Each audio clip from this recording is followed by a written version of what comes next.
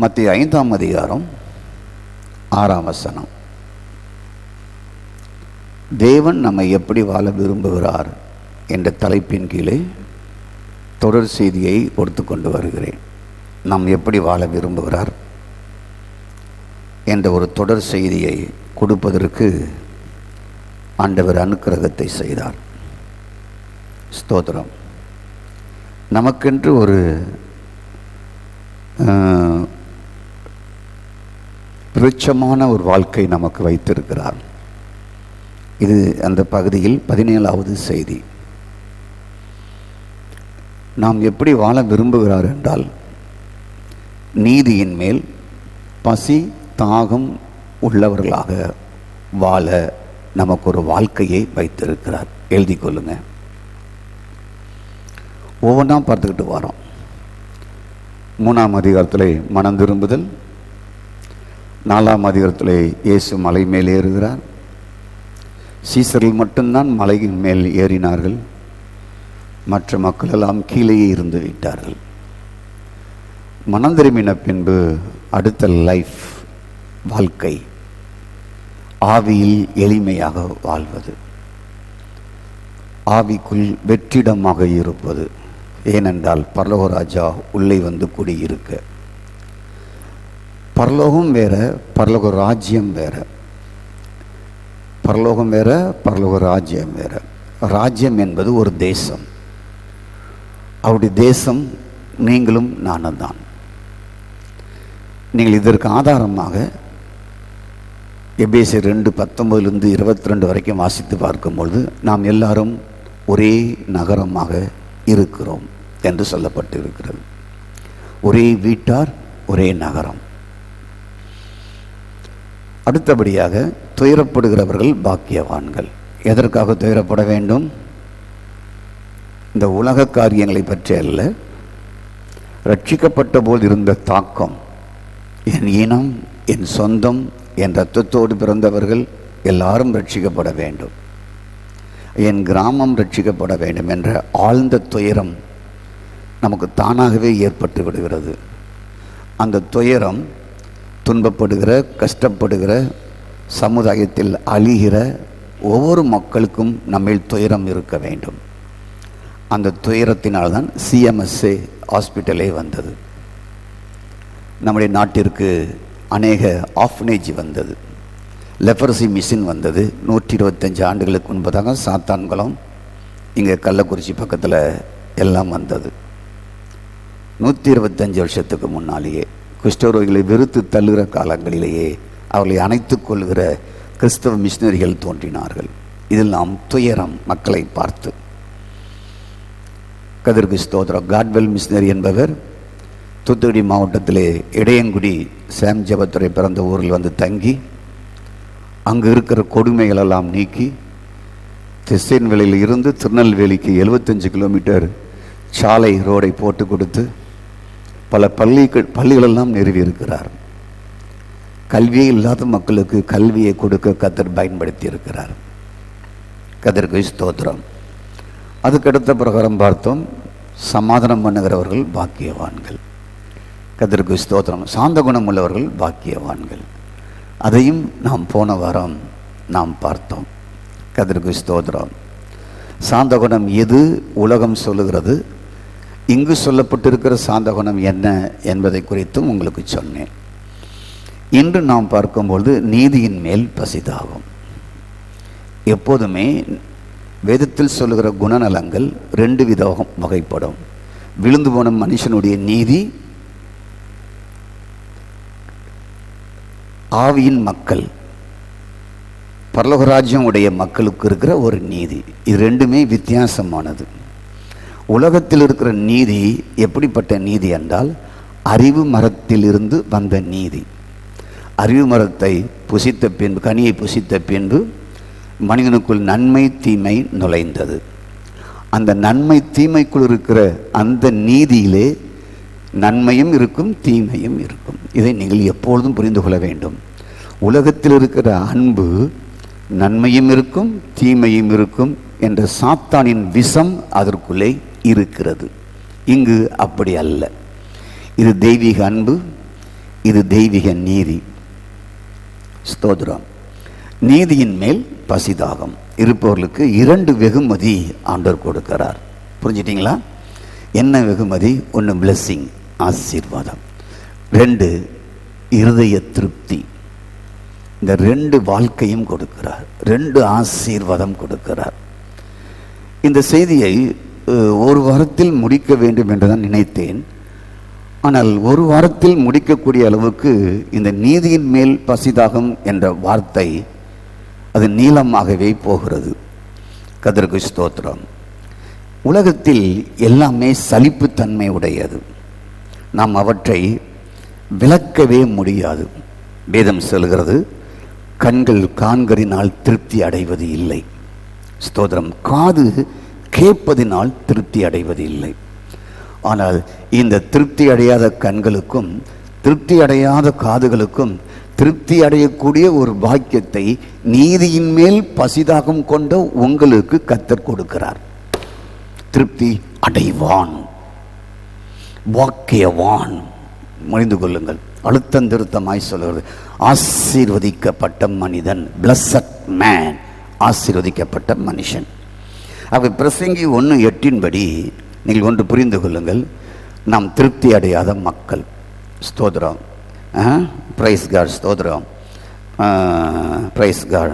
நம்முடைய பிள்ளைகளையோ அல்லது நீங்களோ ஒரு ஜவுளி கடைக்கு போங்களேன், அந்த ஜவுளி கடையே வாங்கி கொடுத்தாலுமே திருப்தி எனக்கும் தீராது, உங்களுக்கும் தீராது. கதிர்கு ஸ்தோத்திரம். அங்கே இருக்கிற எல்லா கலரையும் எடுக்கணும்னு இந்த கண் விரும்புகிறது. கதிர்கு ஸ்தோத்திரம். காது எதையாவது கேட்டுக்கொண்டு இருக்க வேண்டும் என்று விரும்புகிறது. இந்த 2மே நமக்கு திருப்தி அடையாமலே இருக்கிறது. இருந்துட்டு போகட்டும். புதிய ஏற்பாட்டில் திருப்தி அடையாத மனிதர்களாகிய மனுக்குலத்தில் இருக்கிற மக்களுக்கு ஆவியின் ராஜ்யத்துக்குரிய மக்கள், பரலோக ராஜ்யத்துக்குரிய மக்கள் நீங்கள். நான் இதற்கு ஏற்கனவே பிரசங்கித்ததெல்லாம் உங்களுக்கு மனசுக்குள்ள இருக்கணும். உலக இயல்பு மக்கள், பரலோக ராஜ்ய மக்கள். நீங்கள் உலக இயல்பு மக்கள் கிடையாது. 2 பொக்கிஷம், உலக இயல்பு மக்கள், பரலோக ராஜ்ய மக்கள். உலக இயல் மக்களுக்கு இருக்கிற குணநலங்கள் தான் பொக்கிஷம், ஆவிக்குரிய மக்களுக்கு இருக்கிற குணநலங்கள் தான் பொக்கிஷம். இந்த 2 பொக்கிஷத்தில் நீ பரலோகத்தின் பொக்கிஷத்தை சேர்த்து வைக்க வேண்டும். அந்த பொக்கிஷம் என்ன என்பது தான் நாம் பார்த்து கொண்டு வருகிறோம். அந்த பொக்கிஷம் தான் ஆவியில் எளிமை, அந்த பொக்கிஷம் தான் துயரப்படுகள் பாக்கியவான்கள், அந்த பொக்கிஷம் தான் நீதியின் மேல் பசிதாகமாக இருப்பது, அந்த பொக்கிஷம் தான் சமாதானமாக சாந்த குணமாக இருப்பது. புரிந்து கொள்ள வேண்டும். என் ட்ராக்லேயே நீங்கள் வரணும். கதிரவதற்கு ஸ்தோத்திரம் உண்டாவதாக. நீங்கள் யார்? பரலோக ராஜ்யத்துக்கு பரலோக ராஜ்யத்தை உடையவர்கள். பரலோக ராஜ்யத்திற்குரியவர்கள் இல்லை, உடையவர்கள். அதுதான் நமக்கு முதல் வசனமே சொல்லுகிறது. ஆவியில் எளிமை உள்ளவன் பாக்கியவான், அவன் பரலோக ராஜ்யம் அவனுடையது, அவனுடையது. ஹெவன்லி கவர்மெண்ட் அவனுக்குரியது என்று சொல்லப்பட்டு இருக்கிறது. கர்த்தருக்கு ஸ்தோத்திரம். அப்போ பரலோக ராஜ்யம் உடையவர்களாக நீங்கள் மனம் மாறி ஆவியின் ராஜ்யத்துக்குள் நீங்கள் நுழைந்து விட்டீர்கள். கர்த்தருக்கு ஸ்தோத்திரம் உண்டாவதாக. ஆகவே பிரைஸ் காட், ஆவியின் ராஜ்யத்திற்குள் நுழைந்த உங்களுக்கு மிகப்பெரிய திருப்தியை வைத்திருக்கிறார். அது மட்டும் இல்லாமல் நீதியின் மேல் ஒரு பசி தாகத்தை வைத்திருக்கிறார். 2 விஷயம் நடக்கிறது. இந்த பரலோக ராஜ்யத்தின் குடிமக்களுக்கு, ஆவியில் எளிமை உள்ள மக்களுக்கு 2 காரியங்கள் நடைபெறுகிறது. ஒன்று பிருப்தியும் நடைபெறுகிறது, மற்றொன்று ஆசீர்வாதமும் அவங்களுக்கு கொடுக்கப்படுகிறது. அப்போ ஆசீர்வாதத்திற்கு ஒரு வழி என்ன என்றால், நீதியின் மேல் பசிதாகமாய் இருக்கிறவர்களுக்கு ஆசீர்வாதங்கள் சொல்லாமலேயே தானாகவே உங்களை வந்து சேர்ந்துவிடும். ஸ்தோத்திரம். புரிந்து கொள்ளுங்கள். சரி, நான் கொஞ்சம் டீப்பா அதை கொஞ்சம் சிந்தித்து பார்த்தேன். வாழ்க்கைனா என்னங்க? லைஃப்னா என்ன? வாழ்க்கைனா என்ன? நாம் நினைக்கிறோம் இந்த சரீரத்தை வைத்துதான் வாழ்க்கை என்று நினைக்கிறோம்.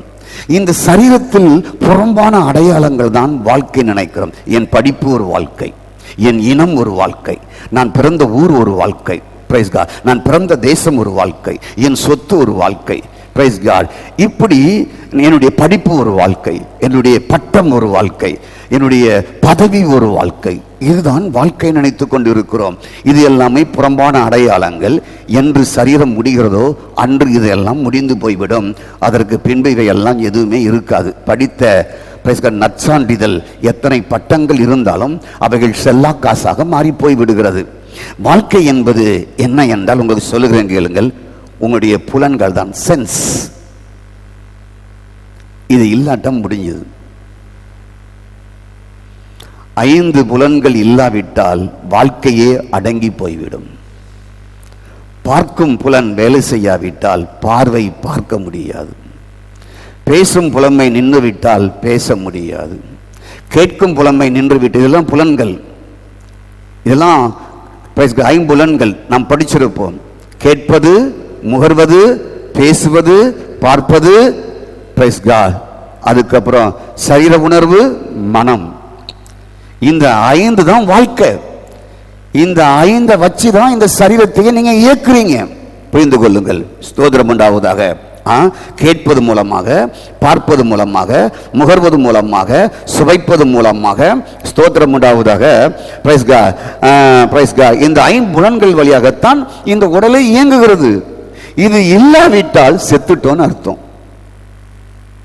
இந்த 5ஐயும் பார்க்க முடியுமா? பார்க்க முடியாது. இது செயல்படுகிற விதத்தை பார்க்க முடியுமா? பார்க்க முடியாது. அது எங்கே இருக்கிறது? இந்த தலைக்குள்ளேயே முடிந்து விடுகிறது. நான் என் கூட நீங்க டிராவல் பண்ணணும். இது தலைக்குள்ளேயே முடிந்து விடுகிறது. கதிரவதற்கு ஸ்தோத்திரம் உண்டாவதாக. இந்த மெய்ப்புலன் 5ம் மாமிச வாழ்வை சார்ந்து விட்டது. அதனாலதான் உலகத்துல நீதி இல்லை. பார்வையிலையும் நீதி இல்லை, கேட்பதிலேயும் நீதி இல்லை, பேச்சிலேயும் நீதி இல்லை, சுவையிலையும் நீதி இல்லை, தொடு உணர்ச்சியிலையும் நீதி இல்லை. இந்த 5 புலன்களையும் மாற்றத்தை கொடுக்கத்தான் கல்வாரி சிலுவையில் இயேசு மரித்தார். புரிஞ்சு கொள்ளுங்க. இதை சரி பண்ணிட்டா எல்லாமே சரியாயிரும். இந்த 5 புலன்களை சரி பண்ணுவதற்கு அறிவு மரத்தின் கனி போதவே போதாது. ஏனென்றால் இந்த 5 புலன்களையும் அறிவு மரத்தின் கனி கெடுத்து விட்டது.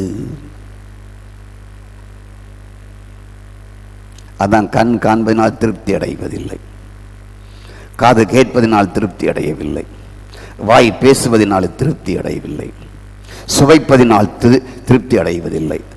மோப்பம் பிடிச்சி பார்ப்பாங்க பார்த்தீங்களா ஒரு ஆளை, அந்த மோப்பம் பிடிக்கிற நாசியின் வாசனை அதுவும் திருப்தி அடையவில்லை. நம்முடைய உணர்வுகளும் திருப்தி அடையவில்லை. இந்த 5இல் தான் இயங்குகிறது நம்முடைய உடல். இதனுடைய செயல்படாமல் ஆய்போகும் என்றால் மரணம். முடிஞ்சது. இப்ப நல்லா கவனிங்க. இப்ப நான் ரோமர் 8:6 சொல்கிறது, மாமிச சிந்தை, மாமிச மனம் மரணம். முடிஞ்சு போச்சா? இதற்கு பேர், இந்த 5 புலன்களுக்கும் பேர் என்னவென்றால் மாமிச சிந்தை, ஃப்ளஷ் மைண்ட், கான்சியஸ். கர்த்தருக்கு ஸ்தோத்திரம் உண்டாவதாக. மைண்ட், சிந்தை, எண்ணம், மனம், இது என்னன்னா மரணம். இப்ப உங்கள்கிட்ட எண்ணம் இல்லைன்னா இந்த மாமிச மனம் எனக்கு இல்லை. என் 5 புலன்களும் மாமிசத்தை சார்ந்து வாழாது, வீழ்ச்சியை சார்ந்து வாழாது என்ற முடிவு எடுக்கும் பொழுதுதான் உங்க குடும்பம் சக்சஸ் ஆயிருக்கும். படிக்கிற மானுடைய படிப்பு சக்சஸ் ஆக இருக்கும். ஸ்தோத்ரா. வாழ்க்கை சக்சஸ் ஆக இருக்கும். வீட்டில் ஒவ்வொரு காரியங்களும் வெற்றி வெற்றி வெற்றி வெற்றியா லைஃப்ல வந்து சேரும். ஒவ்வொரு நாளும் உங்க 5 புலன்கள் எப்படி வேலை செய்யுதுன்னு பாருங்க. ஆவின்படி வேலை செய்தா, உங்க மாமிசத்தின்படி வேலை செய்தா, உலக ராஜ்யத்தின் மக்களை போல் வேலை செய்தா, உலக இயல்பு மக்களை போல உங்கள் ஆவி வேலை செய்தா பாருங்க.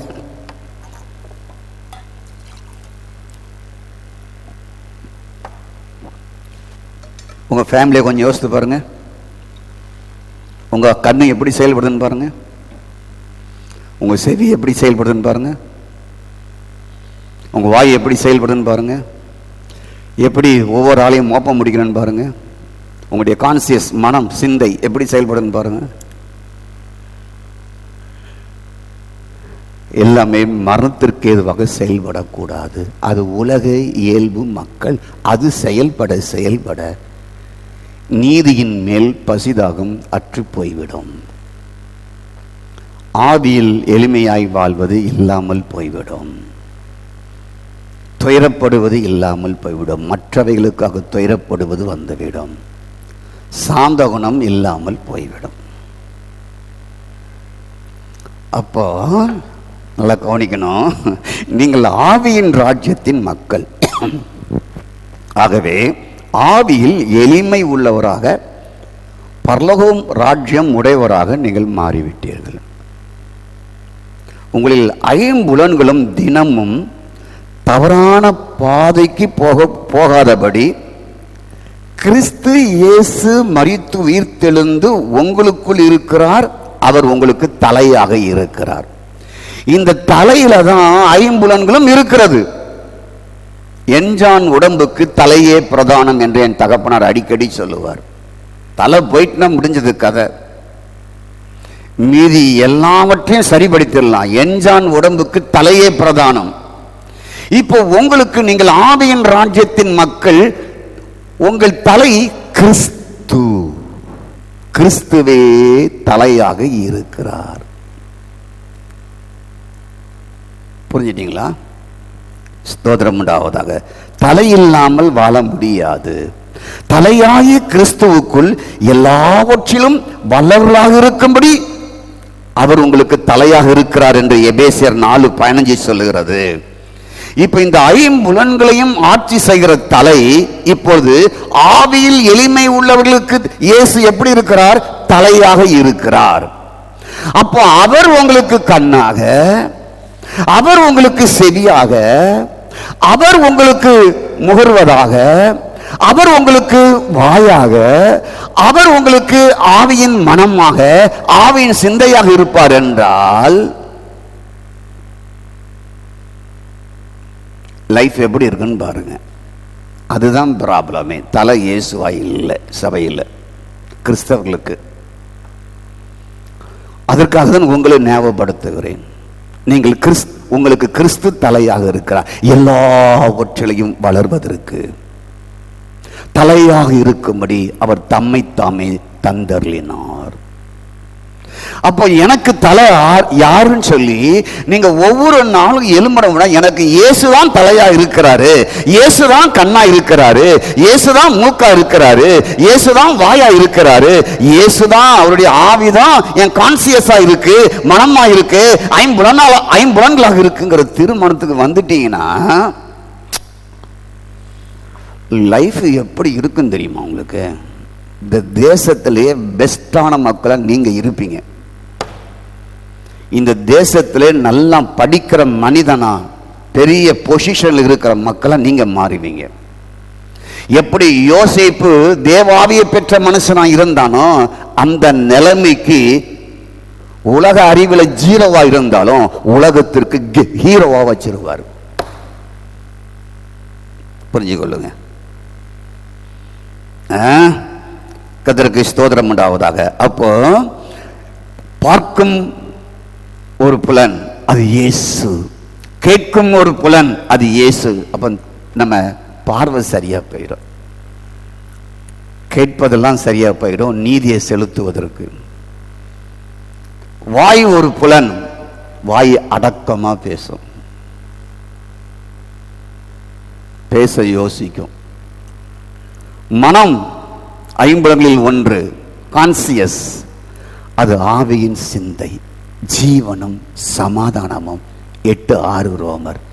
தானாகவே வாழ்வும் அமைதியும் உள்ளே வந்துவிடும்.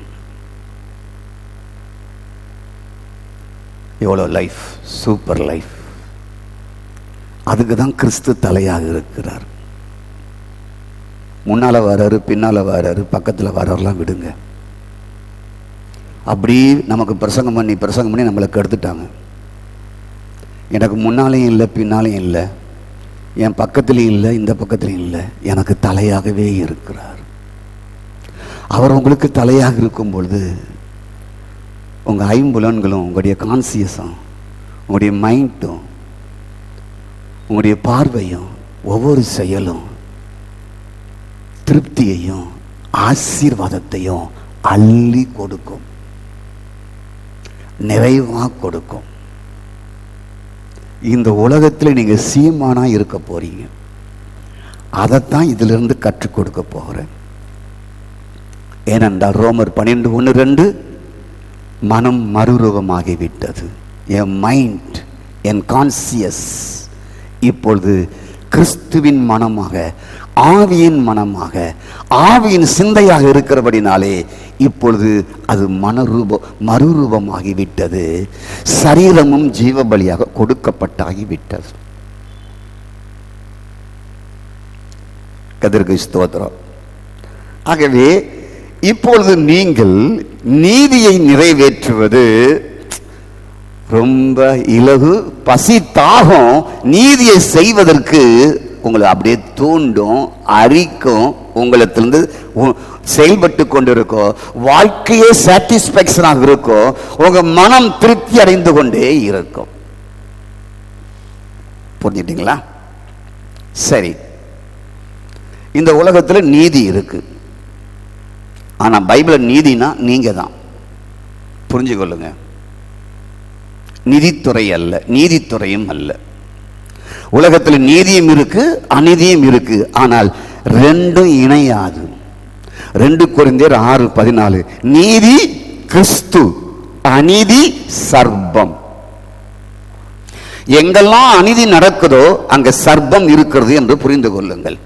நீதி கிறிஸ்து, அநீதி சர்ப்பத்தின் ஆவி ஒரு மனுஷனுக்குள் இருந்து இயங்குகிறது என்பதை அறிந்து கொள்ளுங்கள். ஸ்தோத்திரம். ஆகவே எப்படி இந்த அநீதி மனுஷனுக்குள் வந்தது? அநீதி எல்லாம் பாவம். எப்படி வந்தது? நன்மை தீமை அறியத்தக்க கனியை இருவரும் புசித்த பின்பு சர்ப்பம் அவர்களுக்குள் தன் இயல்போடு நுழைந்தான். மனுஷனுடைய கான்சியஸ், மனநிலைமை, உணர்வு, எண்ணம், பார்வை, சிந்தை எல்லாம் அநீதியாக மாறிவிட்டது. அங்கேயே நீதியை விட்டு விலகிவிட்டது. ஆகவே எல்லா டிபார்ட்மெண்ட்லும் ஊழல் இருக்கும். நீங்க பாட்டில் வேலை பார்த்துக்கிட்டு இருங்க. அங்கே போய் பஞ்சாயத்து பண்ணிட்டு இருக்காதீங்க. எங்கெல்லாம் இங்கெல்லாம் வாழ முடியாதுங்க, அங்கே தான் நீ வாழணும். அதெல்லாம் அங்கே யாருமே உண்மை இல்லைங்க, நீ உண்மை ஆயிரு யோசேப்பை போல. ஐயோ அங்கெல்லாம் ரொம்ப கஷ்டங்க, எல்லா லஞ்சமும் அங்கே இருக்குங்க. இல்லை, நீ அங்கே நீதியின் மேல் பசிதாகமாக இருந்து நீதியை நிறைவேற்றணும். அந்த டிபார்ட்மெண்ட்டில் உன்னை தான் வச்சிருக்கிறாரு. டிரான்ஸ்ஃபர் வாங்கிட்டு ஓடிடக்கூடாது. புரியுது உங்களுக்கு? அநீதி இருக்க தான் செய்யும். வீட்டுக்குள்ளே இருக்கும், குடும்பத்துக்குள்ளே இருக்கும், லைஃப்பில் வரும். நம்முடைய கூட பிறந்தவர்கள் அநீதி செய்வார்கள். Praise God. அங்கே தான் இருக்கணும். அங்கே தான் நீங்கள் மலையில் மிளகிற பட்டணமாக இருக்கணும். அங்குதான் உலகத்திற்கு நீங்கள் உப்பாக இருக்கணும், பூமிக்கு உப்பாக இருக்கணும், உலகத்துக்கு வெளிச்சமாக இருக்கணும். அங்கே தான் நீங்கள் நீதியை செலுத்தணும். இல்லைங்க, நான் வேலையை ரிசைன் பண்ணிட போறேங்க, நான் ஊழியத்துக்கு வர போறேங்க. உலகமே ஒரு அநீதியா இருக்குங்க, வேலையை விட்டுட்டு ஊழியத்துக்கு வருவானா? நீ ஒன்றும் வர வேண்டாம். அங்கே இருந்து நீ ஆண்டவருக்கு ஊழியம் செய், நீதியை செலுத்து. அதுவே ஒரு பெரிய ஊழியம். கிறிஸ்துவின் நீதியை காட்டுங்க, அதான் ஊழியம். தோதரா. சரி, ஒரு காலத்துல இந்த சரீரம் உலக ராஜ்ய மக்களாக இருக்கும் பொழுது, உலக இயல்பு மக்களாக இருக்கும் பொழுது இந்த சரீரத்தில் அநீதியின் ஆயுதங்களாக ஒப்பு கொடுத்தோம் என்று வேதம் சொல்லுகிறது. கர்த்தருக்கு ஸ்தோத்திரம் உண்டாவதாக. அநீதியின் ஆயுதங்களாக ஒப்பு கொடுத்தோம் என்று ரோமர் 6:13 சொல்லுகிறது. அப்போ ஒரு காலத்தில் இந்த உடல் அநீதியின் ஆயுதங்களாக செயல்பட்டது. அநீதியின் ஆயுதங்களாக செயல்படுவதற்கு காரணம் என்ன? எபேசியர் 2:2 படி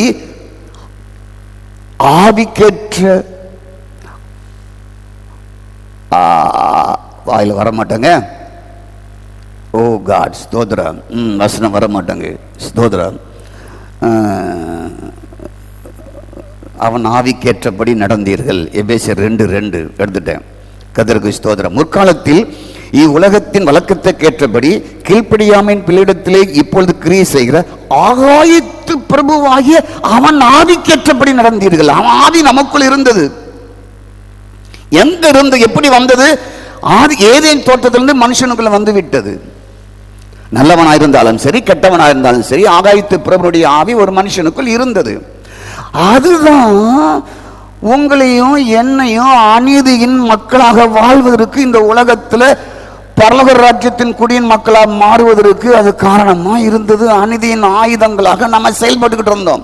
நம் கண் செயல்பட்டது, நம்முடைய மனம் செயல்பட்டது, நம்முடைய உணர்வு செயல்பட்டது, நம்முடைய பார்வை செயல்பட்டது, நாம் கேட்பது செயல்பட்டது, மோப்பம் பிடிப்பது செயல்பட்டது. இப்ப அந்த லைஃப் இல்லை. கர்த்தருக்கு ஸ்தோத்திரம், அல்லேலூயா. இப்பொழுது நாம் நீதியின் ஆயுதங்களை தரித்தவர்களாக இருக்கிறோம், தேவனுக்கு ஒப்பு கொடுத்தவர்களாக இருக்கிறோம். நீதிக்கும் அநீதிக்கும் சம்பந்தம் அல்ல. முன்ன அநீதியின் மக்களாக இருந்தோம், அநீதியின் ஆயுதமாகிய ஆகாயத்து புறவை தரித்திருந்தோம். இப்பொழுது இந்த தலை கிறிஸ்துவாக இருக்கிறார். பரலோக ராஜ்யம் உங்களுடையது, அவர் உங்களுக்குள் வாசம் பண்ணுகிறார். இப்பொழுது அநீதிக்கும் உங்களுக்கும் சம்பந்தமே இல்லை. உங்க டிபார்ட்மெண்ட்ல எல்லாமே அநீதி செய்யட்டும், உங்களுக்கு அதுக்கும் சம்பந்தம் இல்லை. நம்மகிட்ட ஒரு தம்பி இருந்தான், போகிற இடங்கள்லாம் வேலை ரிசைன் பண்ணிட்டு வேலை இல்லாமலே இருந்தான். கேட்டா, பாஸ்டர் அவன் அந்த தப்பு பண்ணுறான் பாஸ்டர், பாஸ்டர் இந்த தப்பு பண்ண. கேரியரில் இருந்தான், அதை விட்டு விலகி வந்தான். ஹுண்டாயில் இருந்தான், அதை விட்டு விலகி வந்தான். 2-3 கம்பெனிக்கு போனான், அதை விட்டு விலகி வந்தான். எல்லாம் தப்பு பண்ணுறாங்க பாஸ்டர், என்னால் இருக்க முடியல பாஸ்டர். பல வருஷங்களாக வேலை இல்லாமல் இருந்து இப்போ ஹுண்டாயில் வேலை கிடைச்சிருக்கு. தெரியுதா? ஏர்போர்ட்டில் வேலை கிடைச்சது, கேரளா ஏர்போர்ட்டில். இவனை செலக்ட் பண்ணி எடுத்தாங்க. வந்து ஆயிரக்கணக்கான மக்கள்கிட்ட கேட்டாங்களா, ஹெவி லைசன்ஸ் இருக்கா? இருக்கு. பஸ் ஓட்டியா? ஓட்டுவேன். இவன் ஒரு ஆள் தான் பஸ் ஓட்டுறவன். அழகா ஏர்போர்ட் வேலையை தூக்கிட்டு வந்தான். அங்கேயும் 1 வருஷத்துக்கு மேலே இருக்க முடியல. நாங்கள் சொல்கிறோம் பார்த்தீங்களா, உங்களை சுற்றிலும் பொய் தான், உங்களை சுற்றிலும் கெடுக்கிறவன் தான், உங்களை சுற்றிலும் சர்பத்தின் ஆவி தான், உங்களை சுற்றிலும் ஆவியின் பிரபு தான், உங்களை சுற்றிலும் பிரைஸ்கா உலக இயல்பு மக்கள் தான். உங்கள் கூட படிக்கிறவங்க, உங்கள் கூட வேலை செய்கிறவங்க, உங்கள் கூட வாழ்கிறவங்க, உங்கள் ஃப்ரெண்ட்ஸு, பிரைஸ்கா எல்லாமே அப்படி தான். இவ்வளோ ஃப்ரெண்ட்ஸாக இருந்து அநீதி பண்ணிட்டான், பண்ணுவான். அவன் பரலோக குடிமகன் கிடையாது. அவன் நீதியின் ஆயுதங்களை தரித்தவன் கிடையாது. அவன் பிரைஸ்கா ஆகாயத்து பிரபுடைய ஆயுதங்களை, அநீதியின் ஆயுதங்களை தரித்தவன். நீங்க அங்க எப்படி இருக்கணும்? நீங்கள் நீதியின் பசிதாகமாக இருக்கணும். நீங்க யாரு? நீங்கள் நீதியின் மேல் பசிதாகம் உடையவர்கள். கர்த்தருக்கு ஸ்தோத்திரம். அப்போ நம்ம நீதி உடையவர்களாக வாழ்வதற்கு இயேசு என்ன செய்தார்? ஓகே, சும்மா வந்துடல. நம்ம நீதியின் மேல் பசிதாகமாக இருக்கிறதுக்கு சும்மா நீதி நமக்கு வந்துடலங்க. ஏதோ உபவாசம் போட்டு ஜெபம் பண்ணி நமக்கு நீதி வந்துட்டுன்னு நினைக்காதீங்க. நல்ல ஒரு ஆவிக்குரிய சபையில் போய் பிரசங்கம் கேட்குறேன், இல்லவே இல்லை. பிரசங்கம் நான் உங்களுக்கு ஒரு நல்ல ஆசானா இருந்து கற்றுக் கொடுக்க. புரிஞ்சு கொள்ளுங்க. நீதி எப்படிங்க நமக்கு வந்தது? யாருக்குமே தெரியாது. இதை கற்றுவிட்டால் வாழ்க்கை முழுவதும் நீதியின் மேல் பசிதாகமாக இருப்பாங்க. ஒன்று ஓப்பன் பண்ணும்பொழுது நீதியின் மேல் பசிதாகமாக இருந்து மூடி விடுவார்கள். எப்படி வந்தது என்றால், பாவம் அறியாத இயேசு கிறிஸ்து இயேசுவுக்குள் நீங்கள் நீதியாகும்படி கிறிஸ்துவை பாவமாக்கினார். 2 கொரிந்தியர் 5:21. பாவம் அறியாத இயேசுவை, பாவம் அறியாத கிறிஸ்துவை தேவனுடைய நீதிமானாய் மாறும்படி, தேவனுடைய நீதியாய் மாறும்படி, நீதியின் மேல் பசிதாகம் உடையவர்களாக வாழும்படி கிறிஸ்துவை பாவமாக்கினார். நாம், நீங்கள், இங்கு இருக்கிற ஒவ்வொரு மக்களும் நீதியின் மேல் பசி தாகம் உடையவர்களாக இருக்கும்படி பாவம் அறியாத இயேசு நீதியாய் நீங்களும் நானும் வாழும்படி அவர் பாவமாக்கப்பட்டார். புரியுதா? நினைவு சிந்தையெல்லாம் வேற எங்கேயா இருக்கக்கூடாது. நான் நீதி செய்யும்படி, நான் வாழ்கிற இந்த சமுதாயத்தில் நீதி செய்யும்படி அரசியல் இருங்க பரவாயில்ல, மெடிக்கல் டிபார்ட்மெண்ட்ல இருங்க பரவாயில்ல, பைனான்ஸ் டிபார்ட்மெண்ட்ல இருங்க பரவாயில்ல, நிதித்துறையில இருங்க, நீதித்துறையில் இருங்க பரவாயில்ல, ஒரு லேபரா இருங்க பரவாயில்ல, ஒரு டிரைவரா இருங்க பரவாயில்ல, ஒரு இன்ஸ்டிடியூட்ல வேலை செய்யுங்க பரவாயில்ல, எங்கேயாவது இருங்க, அதை பத்தி பரவாயில்ல. ஆனா நீங்க அந்த இன்ஸ்டிடியூட்ல நீதியாய் வாழ்வதற்கு இயேசு என்ன செய்திருக்கிறார் என்றால், பிரைஸ் காட், ஸ்தோத்திரம், கிறிஸ்து இயேசுவுக்குள் தேவனுடைய நீதியாக நீங்க மாறும்படி, நீதியின் மேல் பசிதாகம் உடையவராக வாழும்படி பாவம் அறியாதவர் பாவியாக்கப்பட்டார். ஒரு மாசலாமணி நீதியை செய்யணும் அசம்பிளிஸ் ஆஃப் காட் என்ற இந்த இன்ஸ்டிடியூட்ல, இந்த ஆர்கனைசேஷன்ல மற்றவங்களை பத்தி எனக்கு பிரச்சனை இல்லைங்க, புரிஞ்சு கொள்ளுங்க. மற்றவங்களை பத்தி உங்களுக்கு பிரச்சனை, உங்க இன்ஸ்டிடியூட்ல மற்றவங்களை பத்தி பிரச்சனை கிடையாது. அந்த இன்ஸ்டிடியூட்ல, அந்த இடத்துல நல்லா கவனிங்க, ஸ்தோத்திரம் உண்டாவதாக, உங்க கையில கொடுக்கப்பட்டிருக்கிற ஒரு பொறுப்பு, ஸ்தோத்திர, கலை இருக்கிறார், அவர் கையில் கொடுக்கப்பட்ட ஒரு பொறுப்பு, ஸ்தோத்திரா, அம்மா கையில கொடுக்கப்பட்ட ஒரு பொறுப்பு, ஆசிரியர்கள் உட்கார்ந்து இருக்கிறீர்கள், உங்கள் கையில் கொடுக்கப்பட்ட ஒரு பொறுப்பு, அதிகாரிகள் உட்கார்ந்து இருக்கிறீர்கள், உங்கள் கையில் கொடுக்கப்பட்ட பொறுப்பு. அந்த பொறுப்புல நீதியாக இருப்பதற்கு ஆண்டவர் என்ன செய்திருக்கிறார் என்றால், தேவனுடைய நீதியாக வாழும்படி கிறிஸ்து இயேசு உங்களுடைய பாவங்களுக்காக பலியாக்கப்பட்டார். சும்மா நீதி உங்களுக்கு வந்து சேரல, நீங்க செய்ய முடியாது. அப்போ இந்த நீங்கள் நீதியாகும்படி பாவியாக்கப்பட்ட இயேசுவை நீங்கள் விசுவாசித்து மனம் திரும்பி ஆவியின் ராஜ்யத்தின் மக்களாக மாறி, ஆவியில் எளிமையாக்கப்பட்டு உள்ளே ராஜா பிரவேசித்து, பரலோக ராஜ்யத்தின் குடும்பத்துக்குரியவர்களாக, ஆவியின் குடும்பத்துக்குரியவர்களாக மாறிட்டீங்க. இப்ப நீதி செய்வது ரொம்ப சிம்பிள். அது மட்டும் இல்லாமல் இன்று தேவன் உங்களுக்கு ஞானமும் நீதியும் பரிசுத்தமும் மீட்புமாக இருக்கிறார். 1 கொரிந்தியர் 1:31 தலைதான் இயேசு. இந்த இயேசு எப்படி இருக்கிறார் என்றால் 1 கொரிந்தியர் 1:31 படி உங்களுக்கு நீதியாகவே இருக்கிறார், மீட்பாகவே இருக்கிறார், பரிசுத்தமாகவே இருக்கிறார். சரி, இப்போ தலை கிறிஸ்து எங்க பார்த்தோம்? எபேசியர் 4:15.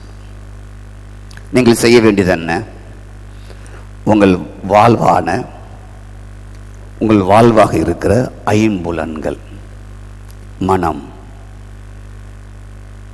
அறிவு, உணர்வு, எண்ணம், சிந்தனை அத்தனையும் கொண்டு உண்மை உள்ளவைகள் எவைகளோ, ஒழுக்கம் உள்ளவைகள் எவைகளோ, நீதி உள்ளவைகள் எவைகளோ, உங்க சிந்தையில், உங்க பார்வையில், உங்கள் மனதில், உங்கள் எண்ணத்தில், உங்க விருப்பத்தில் உண்மை உள்ளவைகள் எவைகளோ, ஒழுக்கம் உள்ளவைகள் எவைகளோ, நீதி உள்ளவைகள் எவைகளோ, கற்புள்ளவைகள் எவைகளோ, அன்புள்ளவைகள் எவைகளோ, நற்கிர்த்திகள் உள்ளவைகள் எவைகளோ, புண்ணியம் எதுவோ, புகழ் எதுவோ, பிரைஸ் காட், அவைகளையே கிறிஸ்துவின் ஆவியின் சிந்தையை கொண்டு சிந்தித்து கொண்டே இருங்கள். அங்க குடும்ப பிரச்சனை, ஹஸ்பண்ட் பிரச்சனை, ஒய்ஃப் பிரச்சனை, பிள்ளைகள் பிரச்சனை, எதுவும் உங்களை ஒண்ணுமே பண்ண முடியாது. எதுவுமே உங்களை வைரஸ் கொரோனா மாதிரி தாக்க முடியாது. தலை இயேசு, நான் நீதியாக இருக்கும்படி நீங்க நீதியாக இருக்கும்படி அவர் பலியாயிட்டார். அவர் தான் உங்களுக்கு நீதியும் மீட்புமாக இருக்கிறார். எவ்வளோ பெரிய சாக்ரிஃபைஸ் பண்ணி வச்சிருக்கிற ஆண்டவர் உங்களுக்காக.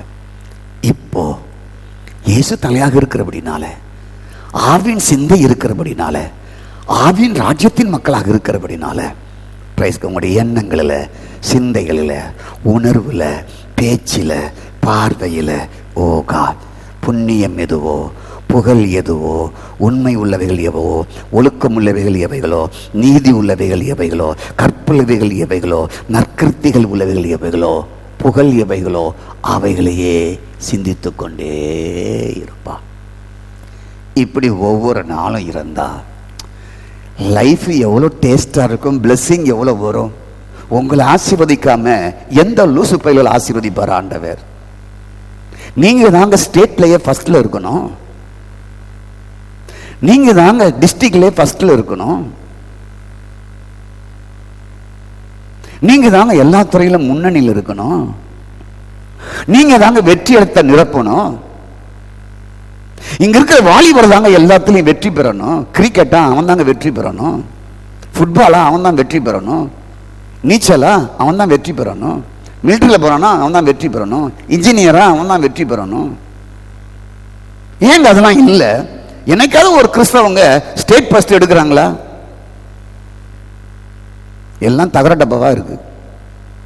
ஏன்னா இப்படி அவங்களுக்கு சொல்லி கொடுக்கறதும் கிடையாது. உபவாச ஜெபத்துக்கு வா, அப்புறம் ஊழியத்துக்கு வா, அதுக்கப்புறம் பைபிள் ஸ்டடிக்கு வா. அதான் பாஸ்டருக்கு தெரியுமே தவிர வாழ்க்கையை எப்படி இந்த உலகத்தில் ஒளியாயிருப்பது வெளிச்சமாயிருப்பது போதிக்க தெரியாது. அவருக்கு தெரிஞ்சது உபவாச ஜெபம் தான். வாங்க சிஸ்டர் ஜெபம் பண்ண.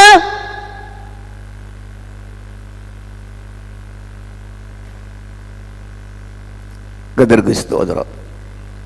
நான் சொல்றேன் கேளுங்க, ப்ராட்டஸ்டன்ட்ல இருக்கிற மக்களை காட்டிலும் பெண்டிகாஸ்ட் மக்களை படிப்பில் ரொம்ப குறைவு. புரிஞ்சுக்கிங்க. அவங்க பெஸ்ட்டாக படித்து டாப் லெவலில் போயிடுறாங்க. இங்கே 1-2 தான். இங்கே சர்ச்சுகள் வந்து ரொம்ப லிபரல் ஆயிரும்.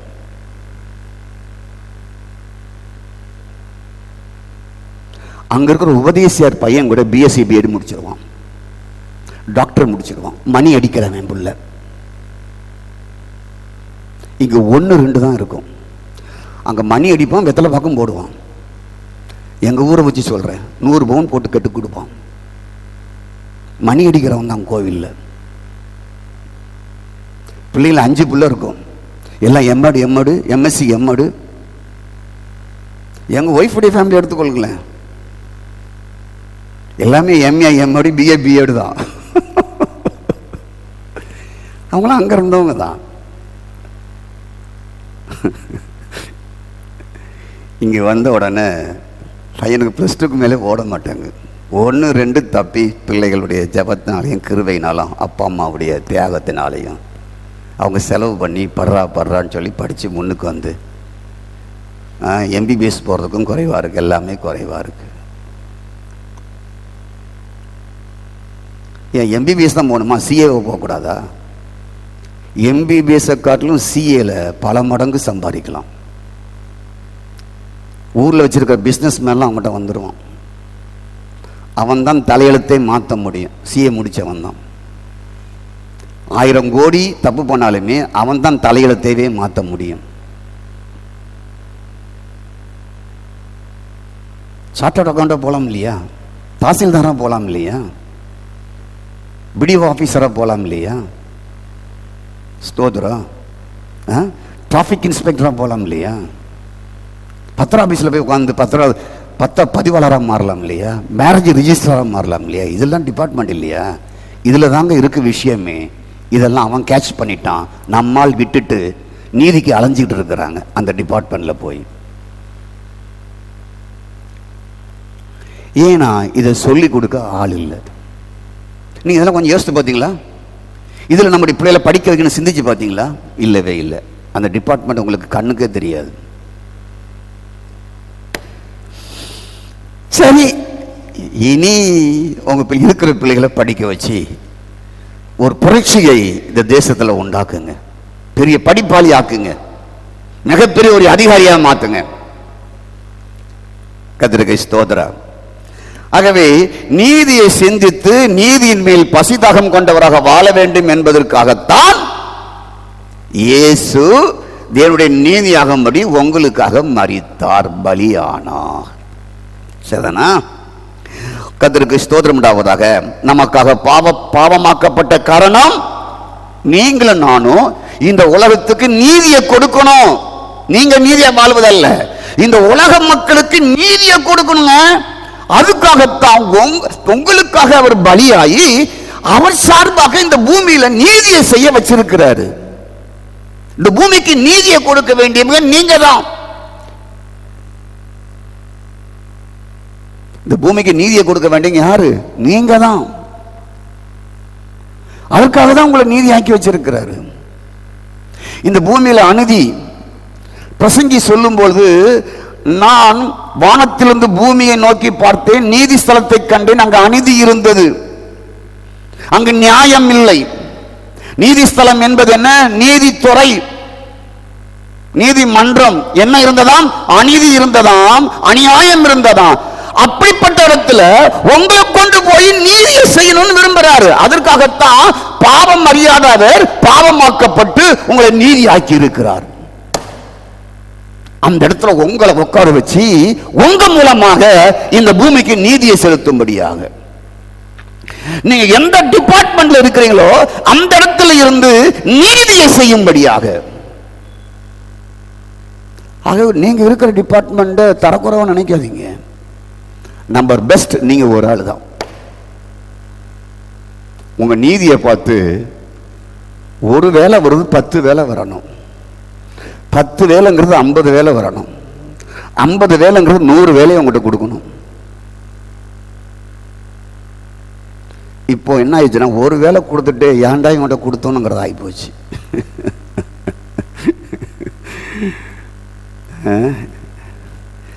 அப்படிப்பட்ட உலகத்தில் உங்களை வச்சிருக்கிறார் ஆண்டவர். உங்கள்கிட்ட ஒரு வேலை கொடுத்தா 10 வேலையை கொடுக்கணும். 10 வேலை இருந்தால் 100 வேலை கொடுத்து, இவர் நல்லா செய்கிறாரு, நீ கொஞ்சம் ஆளை போட்டு இதெல்லாம் முடிச்சு கொடுங்க, எவ்வளோ பணம் கேட்குறீங்களோ நான் கொடுத்துட்றாங்க அப்படின்னு தேடி வரணும். தேடி வந்தால் தான் உங்கள் வீட்டில் நீதி செழிக்கும், செல்வம் செழிக்கும், பணம் செழிக்கும். ஒரு வேலையில் ஒரு மாதத்துக்கு 25,000 சம்பாதிக்கிங்கன்னா 10 வேலை வந்தால் என்னாச்சு? 100 வேலை வந்தால் என்னாச்சு? லட்சக்கணக்கில் சம்பாதிப்பீங்க.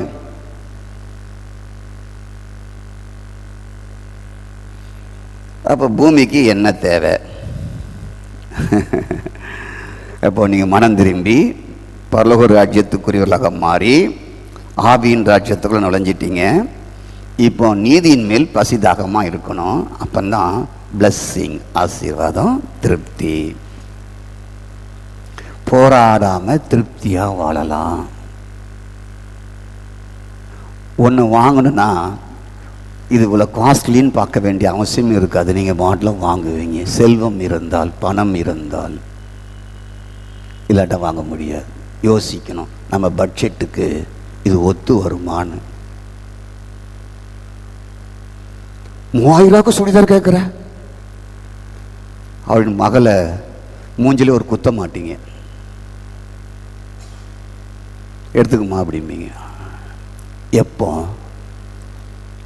ஆசீர்வாதங்கள் வந்து குவியும் போது. உங்கள் பிள்ளைகளுக்கு 1னா 10 செய்வீங்க. 3 பிள்ளைனா 6 வீடு வாங்கி வைப்பீங்க. ஒரு வீடில் 6 வீடு. இதுதான் ஆண்டுடைய பிளானு. புரிஞ்சிட்டீங்களா? ஒரு வீடை கட்டி நீங்கள் திருப்தி அடைஞ்சிட்டீங்களா? ஒரு வீடு கட்டிட்டேன்னு. இங்கே ஒரு ஐயா இருந்தார், பரலோகம் போய் சேர்ந்துட்டார்.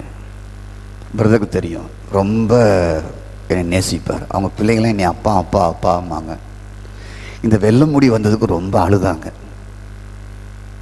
அப்போ அவங்கள பார்க்க அழுகையாக வருதுப்பா, முடியை கொஞ்சம் மாற்றுறீங்களா அப்படின்னாங்க. அவ்வளோ நேசிக்கிறவங்க.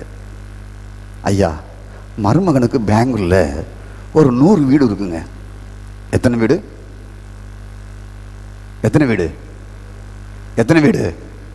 எத்தனை வீடு? 100 வீடு. ஆனால் பிசினாரிங்க என்கிட்ட வந்து தான் பெட்ரோலுக்கே காசு கேட்பான். போகிறதுக்கு காசு இல்லை, பெட்ரோல் போடுங்க அப்படின்பா. இது மாதிரி இருக்கக்கூடாது மருமகன்.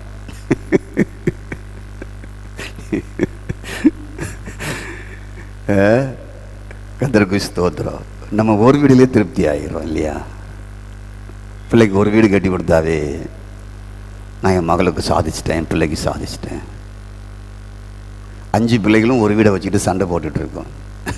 பாத்ரூம் எனக்கு, பெட்ரூம் எனக்கு, ஹால் எனக்கு, பின்னால் உள்ள லேலம்லாம் எனக்கு, சைடில் போகிற பாதையை நான் அடைச்சிருவேன், இந்த பக்கம் பாதையை அடைச்சேன்னு 5 பேரும் ஒரு வீட்டுக்கு சண்டை போட்டுட்டு இருப்பான். கொடிய காலத்தில் வாழ்கிறோம். பசிதாகமே நீதியின் மேல் இந்த உலகத்தில் இல்லை. ஸ்தோத்திரம். ஆகவே தான் 2 கொரிந்தியர் 2 தீமோத்தேயு 3ஆம் அதிகாரத்தில் கொடிய காலங்கள் வரும். ஒரு பெரிய லிஸ்டையே ஆண்டவர் கொடுத்திருக்கிறார். இது ஒரு கொடிய காலம். துரோகிதம் பண்ணுகிறவர்கள், ஏமாற்றுகிறவர்கள், தாய் தகப்பனுக்கு கீழ்ப்படியாதவர்கள், நன்றி அறிதல் இல்லாதவர்கள், இது ஒரு கொடிய காலம். இந்த கொடிய காலத்துல உங்களை நீங்க இருக்கிற ஸ்தலத்துல நீதியின் மேல் பசிதாகமுடையவராக வாழ்வதற்காக வைத்திருக்கிறார். எதற்கு? இந்த கொடிய காலத்தில் வாழ்கிற உலக இயல்பு மக்களுக்கு நீதியை செலுத்தும்படியாக. உங்களை தேடி பஞ்சாயத்துக்கு வரணும், நீங்க நீதியை சொல்லுங்கன்னு வரணும், நீங்க இந்த விஷயத்தில் எனக்கு நீதியை பண்ணுங்கன்னு வரணும். ஏன்? உலகம் கொடிய காலத்தில் இருக்கு. கொடிய சுபாவம் கொண்ட மக்களாக இருக்கிறார்கள். அந்த மக்களுக்கு உங்க தெருவில் இருக்கிற உங்களை உங்க டிபார்ட்மெண்ட் இருக்கிற உங்களை பார்த்து, பிரதர் நீங்க நீதியை சொல்லுங்க பிரதர், நீங்க சரியான நபர், அழகா சொல்லுங்க பிரதர், உங்களை தேடி வரணும். அதுதாங்க நீதி. உங்களுக்கு ஏன் நீதியின் பசிதாகும்? உங்களுக்கு இல்லை, உங்களை சுற்றிலும் உள்ள 135 கோடி மக்களுக்கு நீங்க நீதியை செலுத்தணுங்கிறதுக்காகத்தான். 135 கோடிகள் நீங்க தான் இப்போ இன்சார்ஜ். கடலூர் மாவட்டத்தில் இருக்கிற 25 லட்சம் மக்களுக்கு நீங்க தான் இன்சார்ஜ் நீதியை செலுத்தும்படியாக. இது புரிஞ்சிருக்கீங்களா உங்களுக்கு? புரியுதா உங்களுக்கு? சரி, இதை விட்டுட்டு அடுத்த ட்ராக் போவோம். ஸ்தோத்திரம். ஆபிரகாம் சந்ததிக்கு நீதி உள்ள கட்டளைகளை கர்த்தர் கொடுத்தார் மோசே மூலமாக. ஆதாம் முதல் கட்டளை பிரமாணம் எதுவும் இல்லை. மோசே காலத்திற்கு பின்புதான் கட்டளை பிரமாணம் வந்தது. இதன்படி செய்தால் வாழ்வாய், இதன்படி செய்யாவிட்டால் தண்டிக்கப்படுவாய், சாபம் என்ற கட்டளையே மோசே காலத்திலும் தான் வர ஆரம்பித்தது. புரிஞ்சுட்டீங்களா? ஸ்தோத்திரம் உண்டாவதாக. ஆகவே உங்களுக்கு விதிக்கிற இந்த நியாயப்பிரமாணம் முழுமைக்கும் ஒத்த நீதி உள்ள கட்டளைகளையும் நியாயங்களையும் பெற்றிருக்கிற வேறு ஜாதி எது? உபாகம் 4:8. எப்படி? ஸ்தோத்திரம். உங்களுக்கு விதித்திருக்கிற இந்த நியாயப்பிரமாணம் முழுமைக்கும் ஒத்த எவ்வளவு நீதி உள்ள கட்டளைகளையும் நியாயங்களையும் பெற்றிருக்கிற வேறு ஜாதி எது? ஆண்டவர் எப்படி கொடுத்திருக்கிறாரா? வேறு எந்த ஜாதிகளுக்கும் இல்லாத அளவுக்கு நீதியை பின்பற்றும்படி வசனங்களையும் வார்த்தைகளையும் கட்டளைகளையும் கொடுத்திருக்கிறாரு. இந்த உலகத்துல வேற எந்த இனங்களுக்கும் எந்த மத மக்களுக்கும் கிடையாத ஒரு நீதியை கொடுத்திருக்கிறாரு. அப்போ உலகத்திலேயே உயர்ந்த நீதியை தம்முடைய மக்களுக்கு கொடுத்திருக்கிறார் வேதத்தின் வழியாக. இந்த நீதிக்கு மேலான நீதி உடைய மக்கள் மதம் எங்கும் இல்லை என்று வேதம் சொல்லுகிறது. உலக உயர்ந்த நீதியை இஸ்ராயல் மக்களுக்கு கொடுத்தார். கேளுங்க. அதனால என்ன? அவங்க உணவு பழக்க வழக்கம் வேற. எல்லாரும் போலையும் சாப்பிட மாட்டாங்க. அதுக்கு ஒரு பெரிய அட்டவணையை கொடுத்தார். அவங்க உடை வித்தியாசமாக இருக்கும். அந்த ஆபிரகாம் சந்ததி மக்களுக்கு அவங்க ஆராதனை பழக்கம் வித்தியாசமாக இருக்கும். அவங்க பரிசுத்த வாழ்வு வித்தியாசமாக இருக்கும். அவங்களுடைய மத பழக்க வழக்கம் வித்தியாசமாக இருக்கும். இந்த யூத மதத்தினுடைய எல்லா காரியமும் எல்லாம் வித்தியாசமாக இருக்கும். ஒரு புறஜாதியனை போல வாழ்வதற்கு உங்கள்கிட்ட எதையும் இருக்காது. அவன் புறஜாதி மக்கள் தாய் தகப்பனை கீழ்ப்படியாக தான் இருப்பான். இங்க இருந்தா கொன்றுவாங்க. அங்கு கற்பு குலைந்தவள் இருக்கலாம், இங்க இருந்தா கொன்றுவாங்க. கள்ளத்ராஸ் உடையவன் அங்கு இருக்கலாம், இங்க இருந்தா கொன்றுவாங்க. அளந்து போடுவதிலே தவறு செய்கிறவன் அங்கே இருக்கலாம், இங்க இருந்தா கொன்றுவாங்க. ஆண்டவரை ஏமாத்துவது அங்கே இருக்கலாம், இங்க இருந்தா கொன்றுவாங்க. பனிஷ்மெண்ட். இதுதான் நியாயப்பிரமாணம். எவ்வளோ நீதியாக இருந்திருப்பாங்க அந்த மக்கள், கொஞ்சம் யோசித்து பாருங்க. ஆனாலும் நீதியாக இருக்க முடியல. அடிக்கடி ஆட்டுக்குட்டியும் மாட்டுக்குட்டியும் வச்சு கும்பிட போயிட்டான். ஏன் இருக்க முடியல? மனமும் மாமிசமும் ஐம்புலன்களும் வீழ்ச்சி அடைந்ததாக இருக்கிறது. இவ்வளோ நீதி இவ்வளோ கட்டளை கொடுத்தாலும் அவங்களால் வாழ முடியல. ஏன்? ஐம்புலன்கள் தவறு செய்கிறது, சரீரத்தில் தண்டனையை வாங்குகிறது. ஐம்புலன் இச்சிக்கிறது, கற்பு குலைந்தவனாக மாறிவிடுகிறாள், கல்லெறிந்து கொல்லப்படுகிறாள் சரீரத்திலே. ஐம்புலன்கள் தவறு செய்கிறது, திருடி விடுகிறான், சரத்திலே தண்டிக்கப்படுகிறான். ஐம்புலன்கள் தவறு செய்கிறது, அந்நிய ஸ்திரியை விவாகம் பண்ணுகிறான், சரத்தில் தண்டிக்கப்படுகிறான். தவறு செஞ்சது ஐம்புலன்கள், அடி வாங்குவது சரீரம். அப்படிதானே? அப்படிதானே? ஐம்புலன் தவறு செய்து அடி வாங்குவது, அடிக்க வேண்டியது எது? ஐம்புலன் அடிக்கணும்.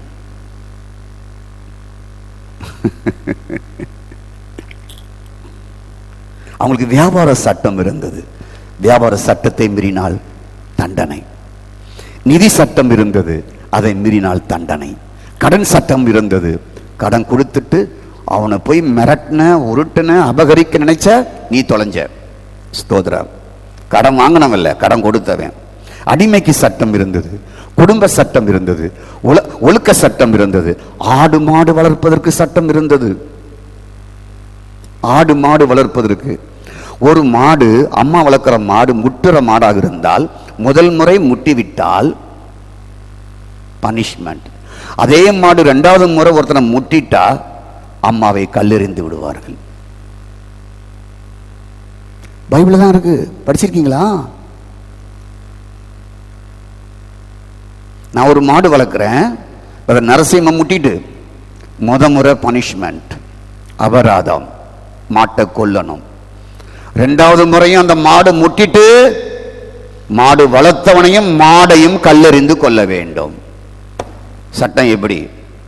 அப்படி இருந்தா இந்த தெருவில் நாய் மாடெல்லாம் சுத்துமா ஊர்ல? எங்க 1960 சட்டம் இருந்தது, மாடு எப்படி வளர்க்கணும், நாய் எப்படி வளர்க்கணும்னு சொல்லி இருந்ததாயா? நாய்க்கு லைசன்ஸ் இல்லாட்ட கொண்டு போயிருவான். சைக்கிளுக்கு லைசன்ஸ் இருந்தது தெரியுமா உங்களுக்கு? இந்த தேசத்துல சைக்கிளுக்கு லைசன்ஸ் இருந்தது, கார்பரேஷன்ல வாங்கி அத வண்டியில மாட்டி இருக்கணும். மாட்டு வண்டிக்கு லைசன்ஸ் இருந்தது தெரியுமா இந்த ஊர்ல, இந்த தேசத்துல? அப்போ இருந்தது. வீடு கட்டுவதற்கு சட்டம், உணவு சாப்பிடுவதற்கு சட்டம், நிலம் பற்றி சட்டம், திருடனுக்கு சட்டம், கொலை செய்கிறவனுக்கு சட்டம். இந்த சட்டத்தை எல்லாம் தேவன் வேற எந்த இன மக்களுக்கும் கொடுக்காமல் வச்சிருந்தாராம். இப்போ சட்டம் எல்லாம் உங்களுக்குள்ள இருக்குங்க. இப்போ நமக்கு பனிஷ்மெண்ட் எல்லாம் அவர் வாங்கிட்டாருங்க. நீ நீதியை செய்ய போராட வேண்டாங்க. ஓ காட், உன் வியாபாரத்தை தில்லுமுள்ளு செய்ய நீ போராட வேண்டாங்க. நல்ல நீ வியாபாரத்தை நீதியா செய்யலாம். ஓ காட் ஸ்தோத்திரம். விவசாயத்துல தில்லுமுள்ளு பண்ண வேண்டாம், நீ நீதியை நல்லா செய்யலாம். உணவு பழக்கத்துல தில்லுமுள்ளு செய்ய வேண்டாம், அதை இதை கலந்து வியாபாரம் நல்லா பண்ணணுங்கிறதுக்காக இந்த உணவுல எதையும் கலக்க வேண்டாம், தில்லுமுள்ளுல செய்யலாம். குடும்பத்துல நீ தில்லுமுள்ளு பண்ணாம நல்லா இருக்கலாம். கர்த்தருக்கு ஸ்தோத்திரம். ஆடு மாடு வளர்க்கிறீங்களா? ஓ காட், சட்டத்தை மீற வேண்டிய அவசியமே இல்லை. சட்டம் உடையவரே, சட்டம் தந்தவரே உங்களுக்குள் ஆவியாக இருக்கிறார். கரங்களை தட்டுங்க. அதான் பாவமறியாத அவர் பாவமாக்கப்பட்டார், நீங்கள் நீதியை செலுத்த முடியாது, உங்களுக்குள் வரும்படியாக. டைம் போயிட்டு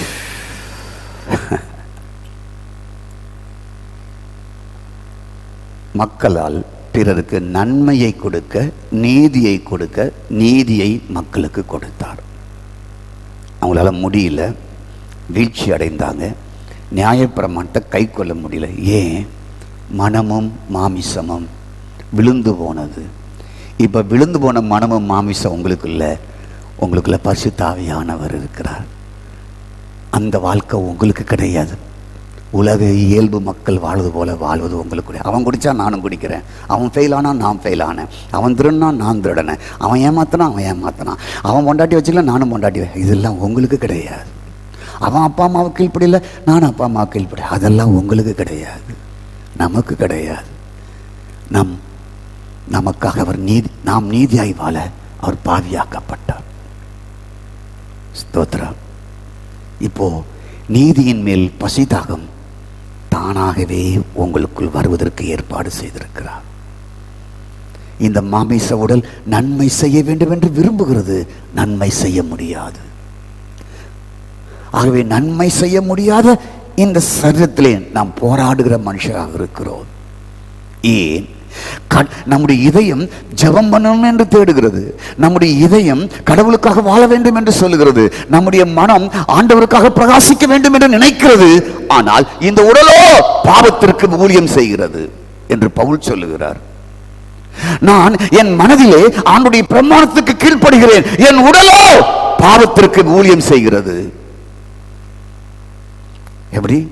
மனசுல கடவுளை பின்பற்றணும், மனசுல ஆண்டவருக்கு உண்மையாக இருக்கணும், மனசுல நான் குடிக்க கூடாது, மனசுல மனைவிக்கு நான் எப்பவும் அவளை திட்டிகிட்டே இருக்கக்கூடாது, மனசுல புருஷன் மேல எரியக்கூடாது, மனசுல அப்பா அம்மாவை எதிர்க்க கூடாது, எங்க இதெல்லாம் இருக்கு. ஆனா சரீரமோ பாவத்துக்கு ஊழியம் செய்கிறது.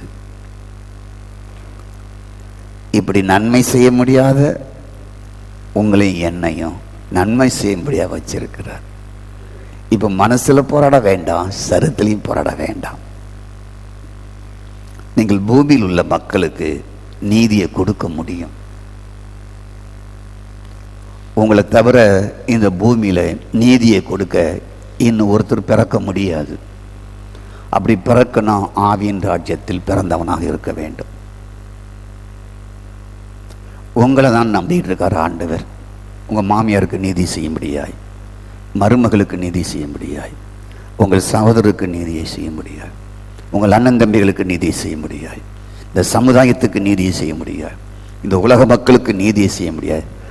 தன்னுடைய சார்பாக உங்களை வச்சிருக்கிறார். அதன் வழியாக உங்களை ஆசீர்வதிக்க விரும்புகிறார். அதன் வழியாக திருப்தியான குடும்பமாய் கட்டி எழுப்ப வைத்திருக்கிறார். அறிவு மரத்தின் கனியை புசித்தவர்கள் இந்த உலகத்தில் உள்ளவர்கள். ஒரு நீதித்துறையில் ஒருத்தர் இருக்காருன்னு வைங்களேன். அவங்களுடைய அடிமரம் எது? உங்களுடைய அடிமரம் கிறிஸ்து, உங்களுடைய அடிமரம் திராட்சை செடி, நீங்கள் அதிலிருந்து வந்த பிரான்ச். அவர் சுபாவம் உடையவர்கள். உங்களுடைய அடிமரம் எது? ஈசாயின் அடிமரம். இந்த உலகத்தில் உள்ள அடிமரம் எது? அறிவு மரத்தின் கனி. அவர் நீதித்துறையில் உட்கார்ந்திருந்தாலும் ஹெட் ஆஃப் டிபார்ட்மெண்ட்டில் இருந்து உட்காந்துருந்தாலும் அங்கே உட்கார்ந்துருக்கிறவர் ஆளுங்கட்சிக்கு சப்போர்ட் பண்ணி தான் நீதியை செலுத்துவார். அதுதான் அறிவு விருட்சத்தின் கண்ணுடைய தன்மை. அவர் ரொம்ப சுத்தமாக இருக்கலாம், ஆனால் இங்கே என்ன சொல்கிறாங்களோ அதை தான் அவர் கேட்கணும். ஆனால் அந்த இடத்துல நீங்கள் இருந்தால் யோசேப்பு போல கர்த்தர் உங்களை உயர்த்துவார். ஷாத்ராக், தானியேல், ஆபேத்நேகோ போல உங்களுடைய பிள்ளைகளை உயர்த்துவார். அதுக்கு தான் அங்கே வச்சிருக்கிறார். உங்களை ஹெட் ஆஃப் டிபார்ட்மெண்ட் கொண்டு போகிறதுக்கு தான் நீதியின் மேல் பசிதாகம் உடையவர்களாக வாழ வச்சிருக்கிறார். ஏன்னா அந்த உலகத்தில் ஏழைகளுக்கும் எளியவர்களுக்கும் நடுத்தர மக்களும் நீதி இல்லாமல் தள்ளாடுறாங்க, கொல்லப்படுறாங்க, அநியாயமாய் தீர்ப்பு அவர்களுக்கு கொடுக்கப்படுகிறது, வஞ்சிக்கப்படுகிறார்கள், ஏமாற்றப்படுகிறார்கள், அழிக்கப்படுகிறார்கள் நீதி இல்லாம. அந்த இடத்துல உங்களை வைக்க விரும்புகிறார், உங்கள் பிள்ளைகளை வைக்க விரும்புகிறார். விரும்புகிறீங்களா? உங்களுக்கு ஆசையா? உங்க பிள்ளைகள் 1000 இருந்தா கேஸே நடத்த முடியாதபடி 1000 கேஸ் வரணும், நீதி உள்ள மகன் மகள் என்று சொல்லி. ஹலோ, நல்லா புரியுங்க. உலகத்தில் இருக்கிற நீதி செலுத்துறவங்களுடைய அடிமரம் அறிவு மரம், சர்ப்பத்தின் வித்தின் மரம். உங்களுக்குள்ள இருக்கிற நீதி கிறிஸ்து. உங்க அடிமரம் ஈசாயின் அடிமரம், உங்க அடிமரம் திராட்சை கொடி. அந்த எசன்ஸ் தான், அந்த சாரம் தான் உங்களுக்குள்ள இருக்கு. உங்களை குறித்து தவறாக நினச்சிக்கிட்டு போகாதீங்க, திருப்தியாக போங்க. நான் எங்கள் தெருவில் நீதி செய்ய முடியாது வச்சிருக்கிறான்னு சொல்லி நீதியோடு வாழுங்க, நீதியை கொடுங்க, நீதியின் மேல் பசி தாகம் பாருங்க. உங்கள் பண்ட பாத்திரமெல்லாம் தானாகவே ஆசீர்வாதமாய் நிரப்பப்படும். உங்கள் வீடு நிரப்பப்படும். கடைசியில் இதெல்லாம் வரும். நான் ஒரு 3 வாரம் இதை பேசுவேன். எப்படியெல்லாம் ஆசீர்வதிக்கிறாருங்கிறத வச்சு நான் சொல்லுவேன். நீ கடைசியில் கேளுங்க எப்படி இருக்குன்னு சொல்லி. கிறிஸ்து உங்களுக்குள் ஆவியாக இருக்கிறார். பரலோகம் நீதியை செய்ய உங்களுக்குள் இருக்கிறார். நீதியின் மேல் பசிதாகம் கொண்டு அதை நிறைவேற்றவே உங்களோடு கூட இருக்கிறார். உங்களுக்குள் இருக்கிறார். உங்கள் தலையாக இருக்கிறார். உங்களுக்குள் இருக்கிற நீதி பசி தாக முடியாது. அது செய்ய ஆர்வம் முடியாது. அது செய்ய ஆர்வம் முடியாது. அது பசி இல்லாத தன்மையோடு அடங்கி போவது கிடையாது. அந்த நீதியை உங்களுக்குள் வைத்திருக்கிறார். நீதி உலகத்தில் நீதி இல்லை. நீதியை மறுக்கிறது. ஏனென்றால் அவர்களுக்குள் நீதியின் தேவன் இல்லை. உங்களுக்குள் நீதியின் தேவன் இருக்கிறார். இயேசுவே, எனக்குள்ள இருக்கிறீங்க. எங்கள் குடும்பம், எங்கள் பிள்ளைகள், எங்கள் சந்ததிகள் நீதியின் மேல் பசிதாகமாக இருந்து அந்த நீதியை செலுத்துகிற துறையை இவங்க கேட்ச் பண்ணணும். அங்கே உட்காந்து எந்தெந்த டிபார்ட்மெண்ட்டில் உட்காந்து நீதியை மக்களுக்கு செய்யணுமோ அந்தந்த டிபார்ட்மெண்ட்டில் உட்காந்து என் பிள்ளைகள் மக்களுக்கு நீதியை கொடுக்கணும். ஏழைகளுக்கு கொடுக்கணும், எளியவர்களுக்கு கொடுக்கணும், மக்களுக்கு கொடுக்கணும். என்னை அப்படி மாத்துங்க. எங்க பிள்ளைகளை கொண்டு போய் அங்க வைங்க. இது வானத்தின் வாசல், என் இயேசையா ஆசீர்வாதத்தின் வாசல்.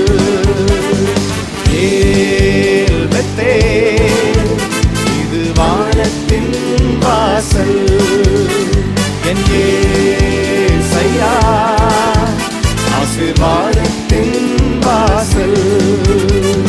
தலை சாய்க்கும் கல் நீரையா